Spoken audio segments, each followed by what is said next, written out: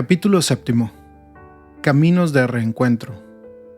Del punto 225 al punto 270.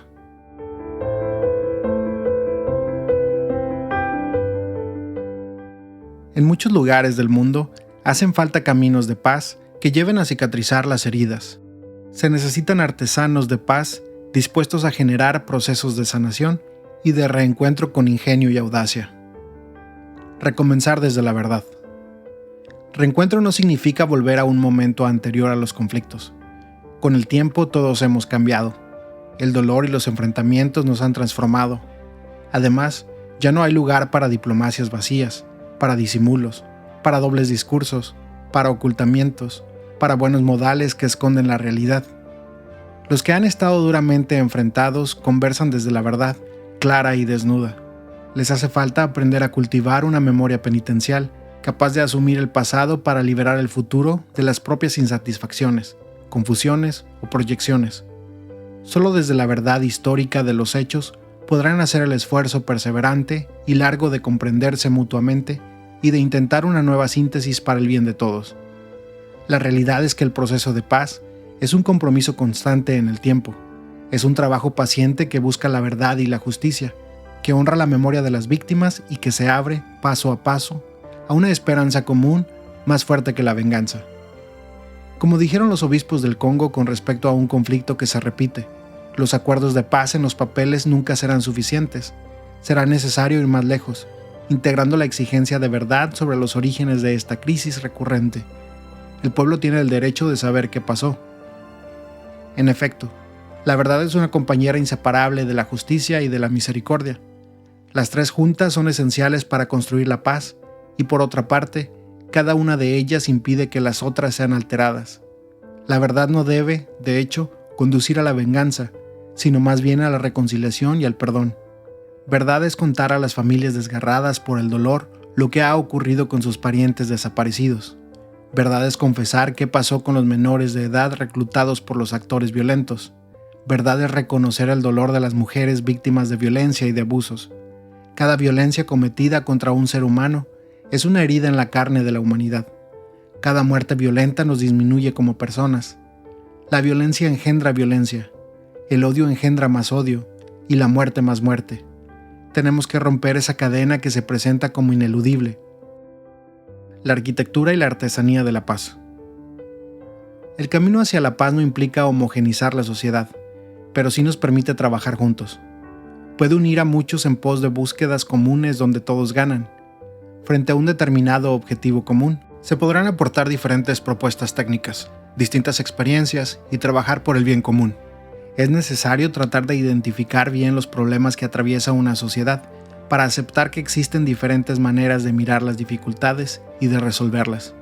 El camino hacia una mejor convivencia implica siempre reconocer la posibilidad de que el otro aporte una perspectiva legítima, al menos en parte, algo que pueda ser rescatado, aun cuando se haya equivocado o haya actuado mal, porque nunca se debe encasillar al otro por lo que pudo decir o hacer, sino que debe ser considerado por la promesa que lleva dentro de él, promesa que deja siempre un resquicio de esperanza.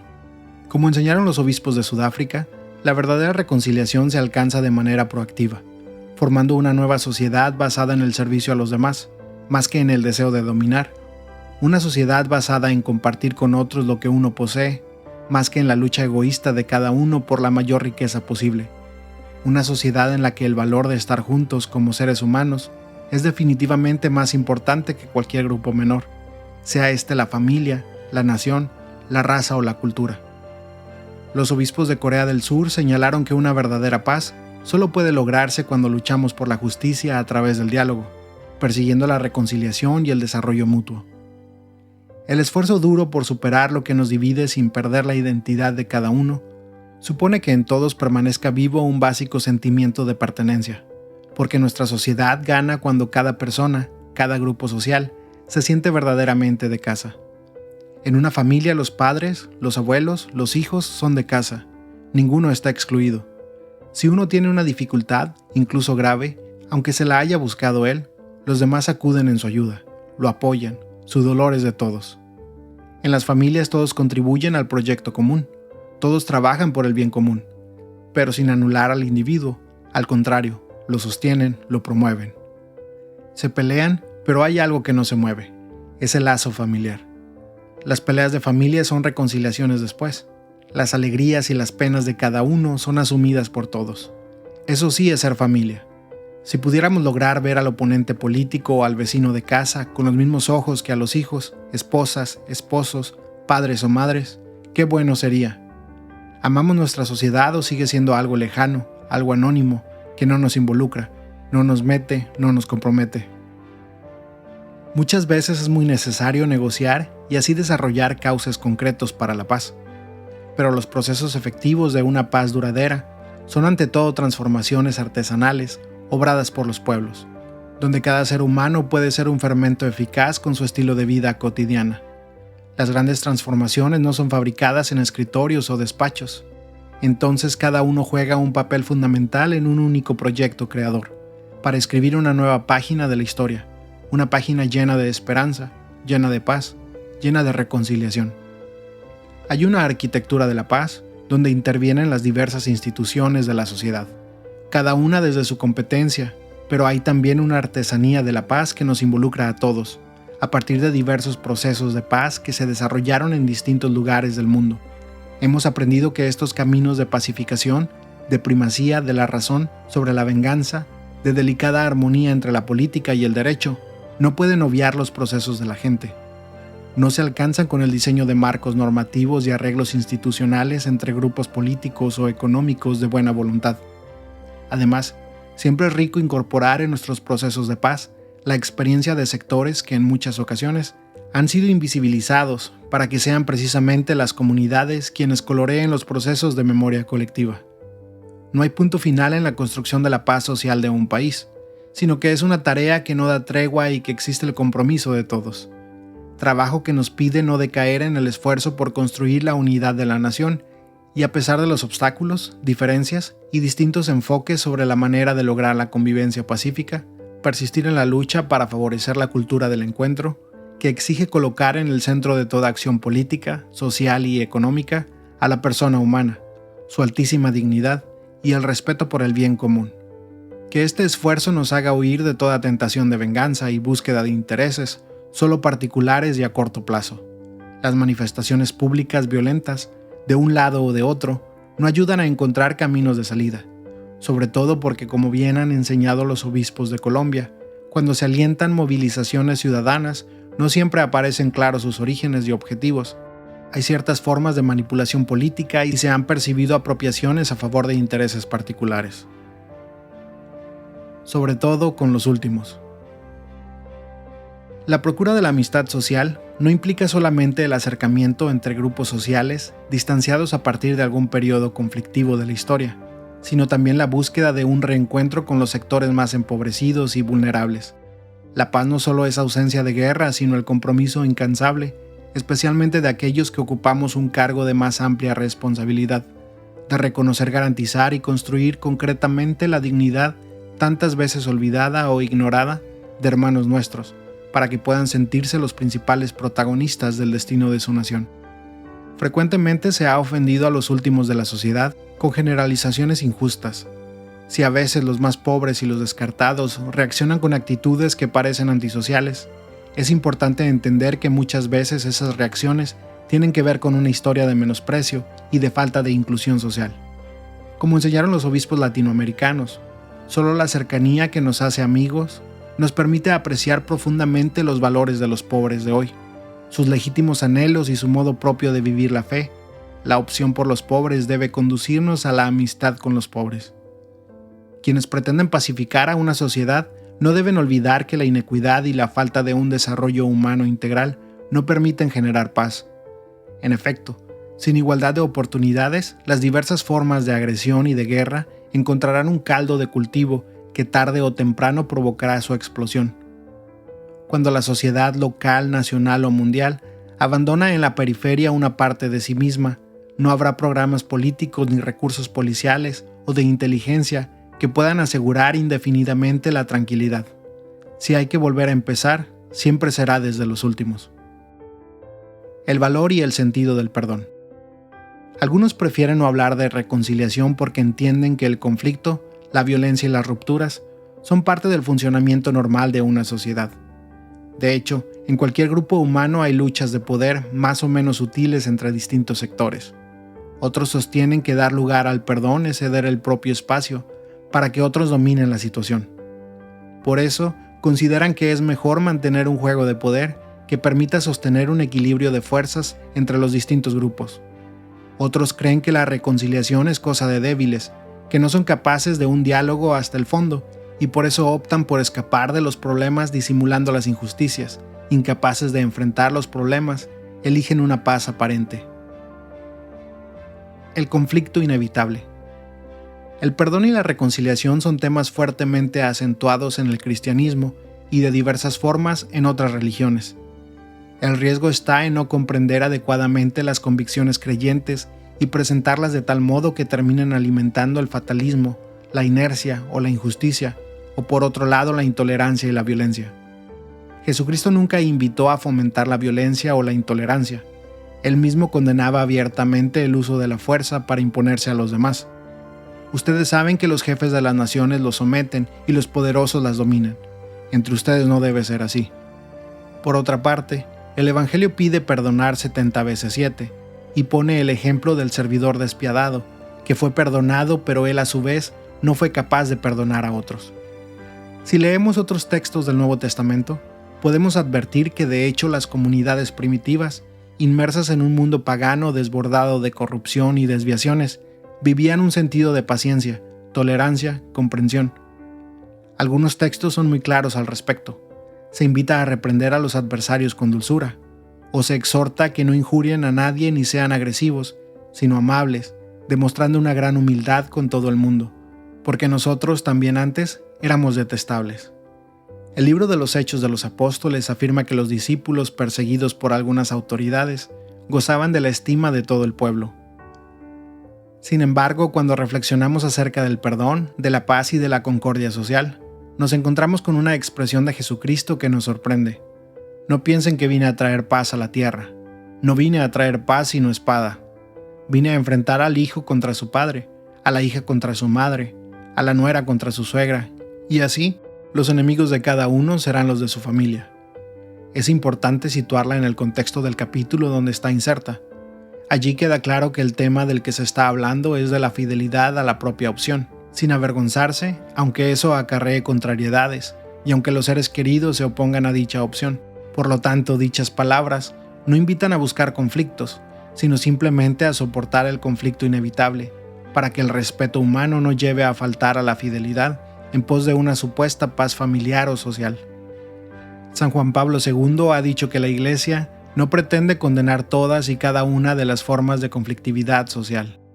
La Iglesia sabe muy bien que a lo largo de la historia surgen inevitablemente los conflictos de interés entre diversos grupos sociales y que frente a ellos el cristiano no pocas veces debe pronunciarse con coherencia y decisión. Las luchas legítimas y el perdón. No se trata de proponer un perdón renunciando a los propios derechos ante un poderoso corrupto, ante un criminal o ante alguien que degrada nuestra dignidad. Estamos llamados a amar a todos, sin excepción, pero amar a un opresor no es consentir que siga siendo así. Tampoco es hacerle pensar que lo que él hace es aceptable. Al contrario, amarlo bien es buscar de distintas maneras que deje de oprimir, es quitarle ese poder que no sabe utilizar y que lo desfigura como ser humano. Perdonar no quiere decir permitir que sigan pisoteando la propia dignidad y la de los demás, o dejar que un criminal continúe haciendo daño. Quien sufre la injusticia tiene que defender con fuerza sus derechos y los de su familia, precisamente porque debe preservar la dignidad que se le ha dado, una dignidad que Dios ama. Si un delincuente me hace daño a mí o a un ser querido, nadie me prohíbe que exija justicia y que me preocupe para que esa persona, o cualquier otra, no vuelva a dañarme ni haga el mismo daño a otros. Corresponde que lo haga, y el perdón no solo no anula esa necesidad, sino que la reclama. La clave está en no hacerlo para alimentar una ira que enferma el alma personal y el alma de nuestro pueblo, o por una necesidad enfermiza de destruir al otro que desata una carrera de venganza. Nadie alcanza la paz interior ni se reconcilia con la vida de esa manera. La verdad es que ninguna familia, ningún grupo de vecinos o una etnia, menos un país, tiene futuro si el motor que los une, convoca y tapa las diferencias es la venganza y el odio. No podemos ponernos de acuerdo y unirnos para vengarnos, para hacerle al que fue violento lo mismo que él nos hizo, para planificar ocasiones de desquite bajo formatos aparentemente legales. Así no se gana nada y a la larga se pierde todo. Es cierto que no es tarea fácil superar el amargo legado de injusticias, hostilidad y desconfianza que dejó el conflicto. Esto solo se puede conseguir venciendo el mal con el bien y mediante el cultivo de las virtudes que favorecen la reconciliación, la solidaridad y la paz. De ese modo, quien cultiva la bondad en su interior recibe a cambio una conciencia tranquila, una alegría profunda aún en medio de las dificultades y de las incomprensiones, incluso ante las ofensas recibidas. La bondad no es debilidad, sino auténtica fuerza capaz de renunciar a la venganza. Es necesario reconocer en la propia vida que también ese duro juicio que albergo en mi corazón contra mi hermano o mi hermana, esa herida no curada, ese mal no perdonado, ese rencor que solo me hará daño, es un pedazo de guerra que llevo dentro, es un fuego en el corazón que hay que apagar para que no se convierta en un incendio. La verdadera superación.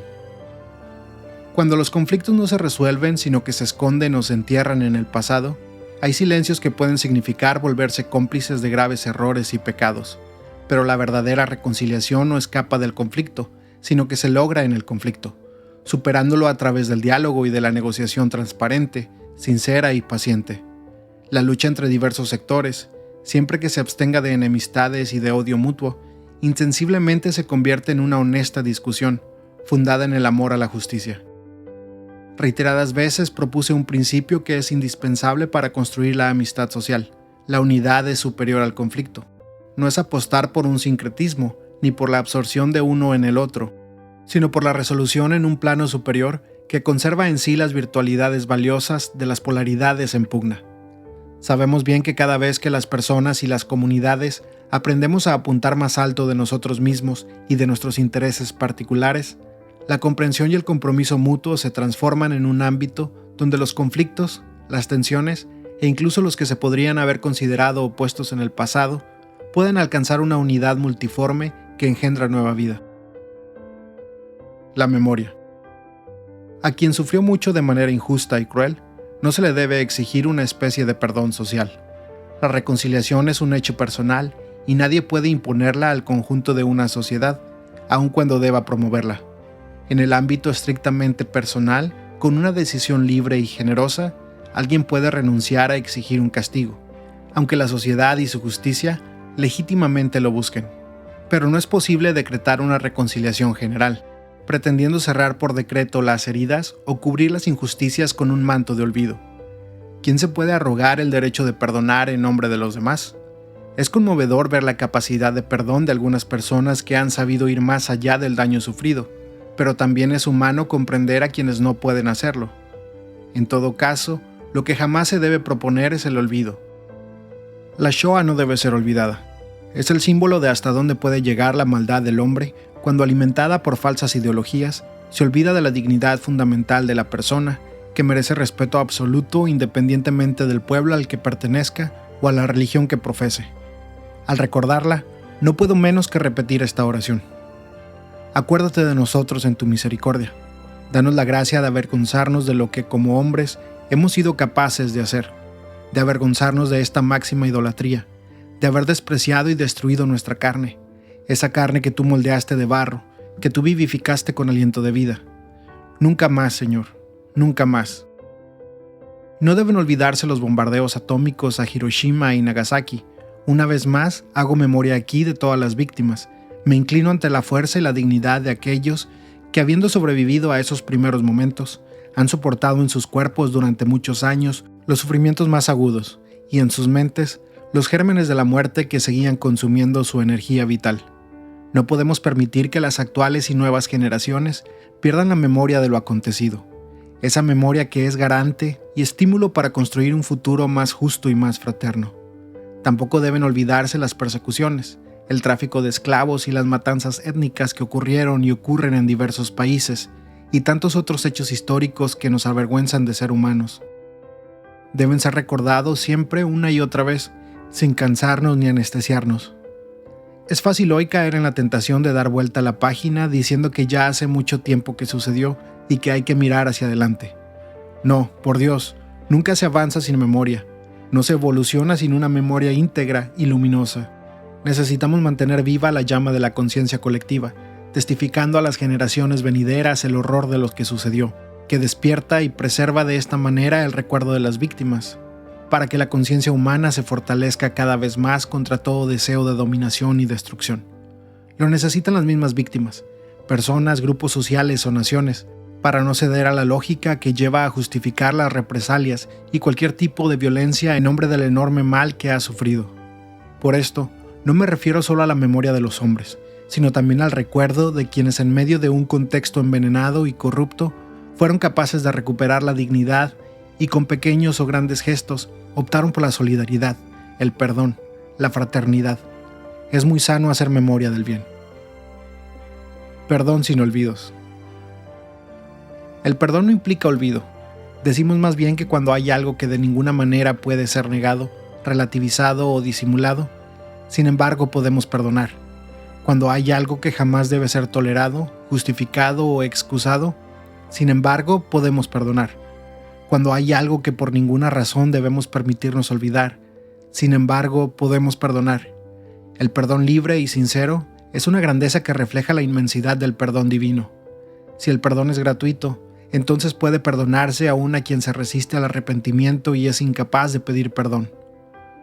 Los que perdonan de verdad no olvidan, pero renuncian a ser poseídos por esa misma fuerza destructiva que los ha perjudicado. Rompen el círculo vicioso, frenan el avance de las fuerzas de la destrucción. Deciden no seguir inoculando en la sociedad la energía de la venganza que tarde o temprano termina recayendo una vez más sobre ellos mismos. Porque la venganza nunca sacia verdaderamente la insatisfacción de las víctimas. Hay crímenes tan horrendos y crueles que hacer sufrir a quien los cometió no sirve para sentir que se ha reparado el daño. Ni siquiera bastaría matar al criminal, ni se podrían encontrar torturas que se equiparen a lo que pudo haber sufrido la víctima. La venganza no resuelve nada.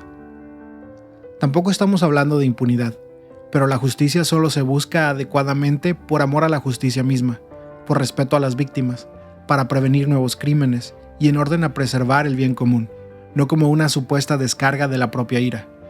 El perdón es precisamente lo que permite buscar la justicia sin caer en el círculo vicioso de la venganza ni en la injusticia del olvido. Cuando hubo injusticias mutuas, cabe reconocer con claridad que pueden no haber tenido la misma gravedad o que no sean comparables. La violencia ejercida desde las estructuras y el poder del Estado no está en el mismo nivel de la violencia de grupos particulares. De todos modos, no se puede pretender que solo se recuerden los sufrimientos injustos de una sola de las partes.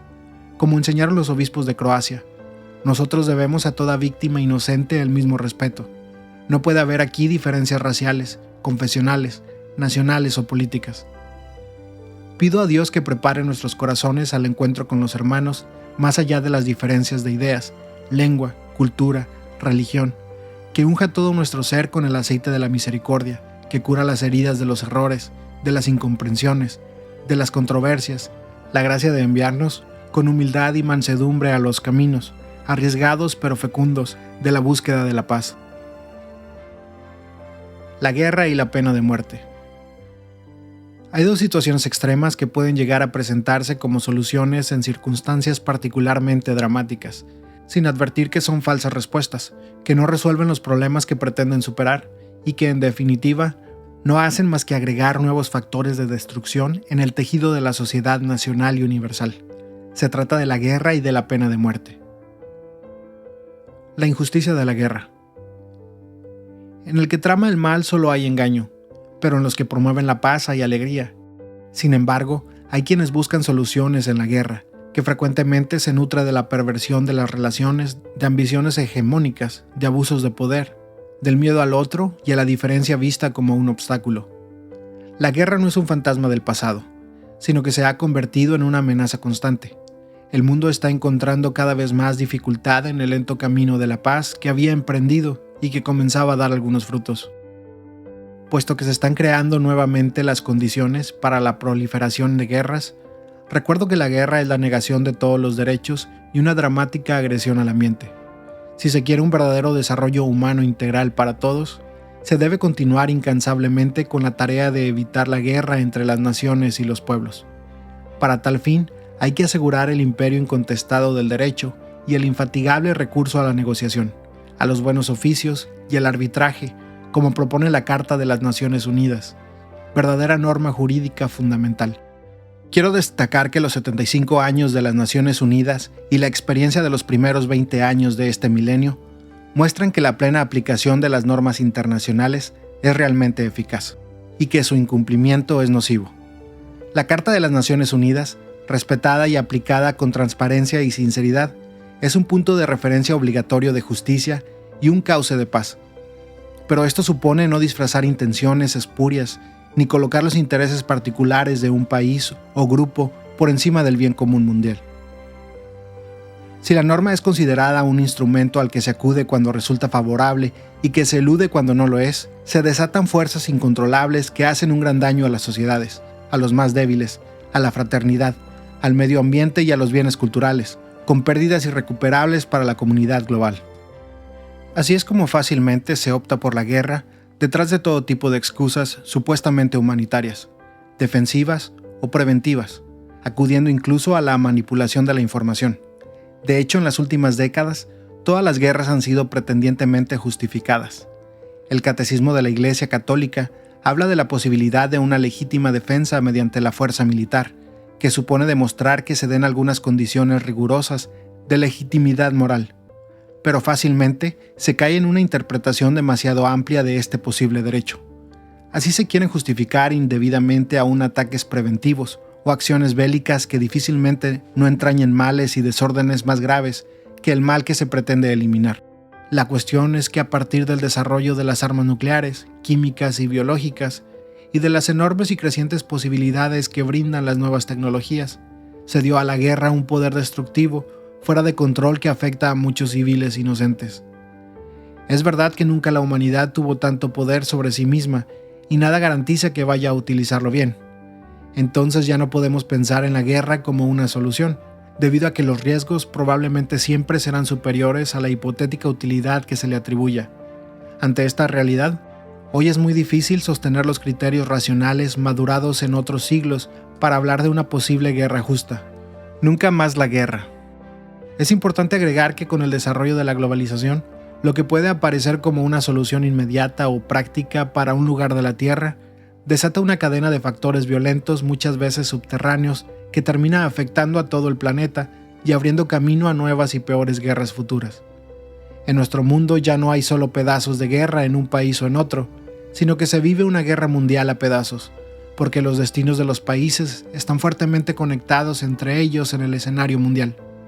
Como decía Juan 23, resulta un absurdo sostener que la guerra es un medio apto para resarcir el derecho violado. Lo afirmaba en un periodo de fuerte tensión internacional, y así expresó el gran anhelo de paz que se difundía en los tiempos de la Guerra Fría. Reforzó la convicción de que las razones de la paz son más fuertes de todo cálculo de intereses particulares, y que toda confianza en el uso de las armas. Pero no se aprovecharon adecuadamente las ocasiones que ofrecía el final de la Guerra Fría, por la falta de una visión de futuro y de una conciencia compartida sobre nuestro destino común. En cambio, se cedió a la búsqueda de intereses particulares, sin hacerse cargo del bien común universal. Así volvió a abrirse camino el engañoso espanto de la guerra. Toda guerra deja al mundo peor que como lo había encontrado. La guerra es un fracaso de la política y de la humanidad, una claudicación vergonzosa, una derrota frente a las fuerzas del mal. No nos quedemos en discusiones teóricas, tomemos contacto con las heridas, toquemos la carne de los perjudicados, volvamos a contemplar a tanto civiles masacrados como daños colaterales, preguntemos a las víctimas, prestemos atención a los prófugos, a los que sufrieron la radiación atómica o los ataques químicos, a las mujeres que perdieron sus hijos, a los niños mutilados o privados de su infancia. Prestemos atención a la verdad de esas víctimas de la violencia, miremos la realidad desde sus ojos y escuchemos sus relatos con el corazón abierto. Así podremos reconocer el abismo del mal en el corazón de la guerra, y no nos perturbará que nos traten de ingenuos por elegir la paz. Las normas tampoco serán suficientes si se piensan que la solución a los problemas actuales está en disuadir a otros a través del miedo, amenazando con el uso de armas nucleares, químicas o biológicas, porque si se tienen en cuenta las principales amenazas a la paz y a la seguridad con sus múltiples dimensiones en este mundo multipolar del siglo XXI, tales como por ejemplo el terrorismo, los conflictos asimétricos, la seguridad informática, los problemas ambientales, la pobreza, surgen no pocas dudas acerca de la inadecuación de la disuasión nuclear para responder eficazmente a estos retos. Estas preocupaciones son aún más consistentes si tenemos en cuenta las catastróficas consecuencias humanitarias y ambientales derivadas de cualquier uso de las armas nucleares, con devastadores efectos indiscriminados e incontrolables en el tiempo y el espacio. Debemos preguntarnos cuánto sea sostenible un equilibrio basado en el miedo, cuando en realidad tiende a aumentarlo y a socavar las relaciones de confianza entre los pueblos. La paz y la estabilidad internacional no pueden basarse en una falsa sensación de seguridad, en la amenaza de la destrucción mutua o de la aniquilación total, en el simple mantenimiento de un equilibrio de poder. En este contexto, el objetivo último de la eliminación total de las armas nucleares se convierte tanto en un desafío como en un imperativo moral y humanitario. El aumento de la interdependencia y la globalización comportan que cualquier respuesta que demos a la amenaza de las armas nucleares deba ser colectiva y concertada, basada en la confianza mutua. Esta última se puede construir solo a través de un diálogo que esté sinceramente orientado hacia el bien común y no hacia la protección de intereses encubiertos o particulares. Y con el dinero que se usa en armas y otros gastos militares, constituyamos un fondo mundial para acabar de una vez con el hambre y para el desarrollo de los países más pobres, de tal modo que sus habitantes no acudan a soluciones violentas o engañosas ni necesiten abandonar sus países para buscar una vida más digna. La pena de muerte. Hay otra manera de hacer desaparecer al otro, que no se dirige a países sino a personas. Es la pena de muerte. San Juan Pablo II declaró de manera clara y firme que esta es inadecuada en el ámbito moral y ya no es necesaria en el ámbito penal. No es posible pensar en una marcha atrás con respecto a esta postura. Hoy decimos con claridad que la pena de muerte es inadmisible, y la Iglesia se compromete con determinación para proponer que sea abolida en todo el mundo. En el Nuevo Testamento, al tiempo que se pide a los particulares no tomar la justicia por cuenta propia, se reconoce la necesidad de que las autoridades impongan penas a los que obran el mal. En efecto, la vida en común estructurada en torno a comunidades organizadas necesita normas de convivencia cuya libre violación requiere una respuesta adecuada. Esto implica que la autoridad pública legítima pueda y deba conminar penas proporcionadas a la gravedad de los delitos y que se garantice al Poder Judicial la independencia necesaria en el ámbito de la ley. Desde los primeros siglos de la Iglesia, algunos se manifestaron claramente contrarios a la pena capital. Por ejemplo, Lactancio sostenía que no hay que hacer ninguna distinción, siempre será crimen matar a un hombre. El Papa Nicolás I exhortaba: esfuércense por liberar de la pena de muerte no solo a cada uno de los inocentes, sino también a todos los culpables. Con ocasión del juicio contra unos homicidas que habían asesinado a 2 sacerdotes, San Agustín pedía al juez que no quitara la vida a los asesinos y lo fundamentaba de esta manera: con esto no impedimos que se reprima la licencia criminal de esos malhechores. Queremos que se conserven vivos y con todos sus miembros, que sea suficiente dirigirlos, por la presión de las leyes, de su loca inquietud al reposo de la salud, o bien que se les ocupe en alguna tarea útil, una vez apartados de sus perversas acciones. También esto se llama condena, pero todos entenderán que se trata de un beneficio más bien que de un suplicio, al ver que no se suelta la rienda a su audacia para dañar ni se les impide la medicina del arrepentimiento. Encolerízate contra la inquietud de modo que no te olvides de la humanidad. No satisfagas contra las atrocidades de los pecadores un apetito de venganza, sino más bien haz intención de curar las llagas de esos pecadores. Los miedos y los rencores fácilmente llevan a entender las penas de una manera vindicativa, cuando no cruel, en lugar de entenderlas como parte de un proceso de sanación y de reinserción en la sociedad. Hoy, tanto por parte de algunos sectores de la política como por parte de algunos medios de comunicación, se incita algunas veces a la violencia y a la venganza, pública y privada, no solo contra quienes son responsables de haber cometido delitos, sino también contra quienes cae la sospecha, fundada o no, de no haber cumplido la ley. Existe la tendencia a construir deliberadamente enemigos, figuras estereotipadas, que concertan en sí mismo todas las características que la sociedad percibe o interpreta como peligrosas. Los mecanismos de formación de estas imágenes son los mismos que en su momento permitieron la expansión de las ideas racistas. Esto ha vuelto particularmente riesgosa la costumbre creciente que existe en algunos países de acudir a prisiones preventivas, a reclusiones sin juicio y especialmente a la pena de muerte. Quiero remarcar que es imposible imaginar que hoy los estados no puedan disponer de otro medio que no sea la pena capital para defender la vida de otras personas del agresor injusto. Particular gravedad tienen las así llamadas ejecuciones extrajudiciales o extralegales, que son homicidios deliberados cometidos por algunos estados o por sus agentes, que a menudo se hacen pasar como enfrentamientos con delincuentes o son presentados como consecuencias no deseadas del uso razonable, necesario y proporcional de la fuerza para hacer aplicar la ley. Los argumentos contrarios a la pena de muerte son muchos y bien conocidos. La Iglesia ha oportunamente destacado algunos de ellos, como la posibilidad de la existencia del error judicial y el uso que hacen de ellos los regímenes totalitarios y dictatoriales que la utilizan como instrumento de supresión de la disidencia política o de persecución de las minorías religiosas y culturales, todas víctimas que para sus respectivas legislaciones son delincuentes. Todos los cristianos y los hombres de buena voluntad están llamados, por lo tanto, a luchar no solo por la abolición de la pena de muerte, legal o ilegal que sea, y en todas sus formas, sino también con el fin de mejorar las condiciones carcelarias, en el respeto a la dignidad humana de las personas privadas de libertad. Y esto yo lo relaciono con la cadena perpetua. La cadena perpetua es una pena de muerte oculta. Recordemos que ni siquiera el homicida pierde su dignidad personal, y Dios mismo se hace su garante. El firme rechazo de la pena de muerte muestra hasta qué punto es posible reconocer la inalienable dignidad de todo ser humano y aceptar que tenga un lugar en este universo, ya que si no se lo niego al peor de los criminales, no se lo negaré a nadie, daré a todos la posibilidad de compartir conmigo este planeta, a pesar de lo que pueda separarnos. A los cristianos que dudan y se sienten tentados a ceder ante cualquier forma de violencia, los invito a recordar aquel anuncio del libro de Isaías. Con sus espadas forjarán arados. Para nosotros esta profecía toma carne en Jesucristo, que frente a un discípulo cebado por la violencia dijo con firmeza: «Vuelve tu espada a su lugar, pues todos los que empuñan espada a espada morirán». Era un eco de aquella antigua advertencia: pediré cuentas al ser humano por la vida de su hermano. Quien derrame sangre humana, su sangre será derramada por otro ser humano. Esta reacción de Jesús, que le brotó del corazón, supera la distancia de los siglos y llega hasta hoy como un constante reclamo.